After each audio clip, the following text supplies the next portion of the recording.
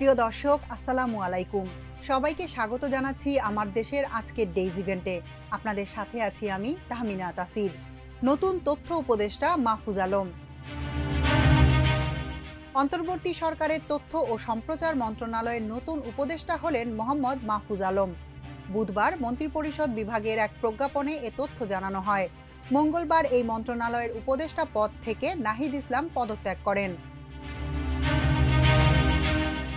ছাত্রদের নতুন সংগঠনের আত্মপ্রকাশ, ঘোষণা ঘিরে বিক্ষোভ হাতাহাতি।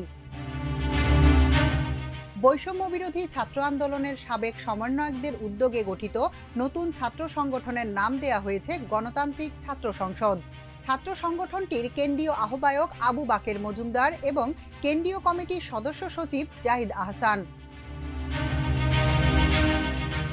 প্রধান উপদেষ্টাকে জাতিসংঘ মহাসচিবের চিঠি। রোহিঙ্গাদের আশ্রয়দাতা হিসেবে বাংলাদেশের প্রতি সমর্থন নিশ্চিত করতে আন্তর্জাতিক সম্প্রদায়কে আরও সক্রিয় রাখবে জাতিসংঘ। পাশাপাশি ডক্টর মোহাম্মদ ইউনূসের নেতৃত্বে চলমান পরিবর্তন প্রক্রিয়াকেও সমর্থন দেবে আন্তর্জাতিক সংস্থাটি।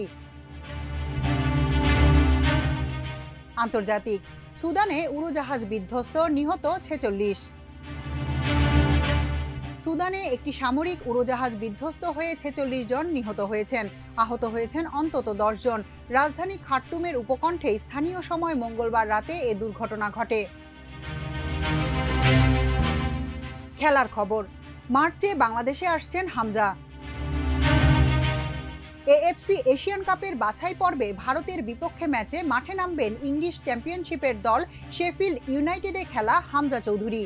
অনুশীলনে যোগ দিতে মার্চে বাংলাদেশে আসছেন তিনি। এখনকার মতো এ পর্যন্তই। প্রিয় দর্শক, সবাই ভালো থাকুন, সুস্থ থাকুন, থাকুন আমার দেশের সঙ্গে। চ্যানেলটি ভালো লাগলে সাবস্ক্রাইব করুন, লাইক, শেয়ার ও ফলো করুন আমাদের ফেসবুক পেজ।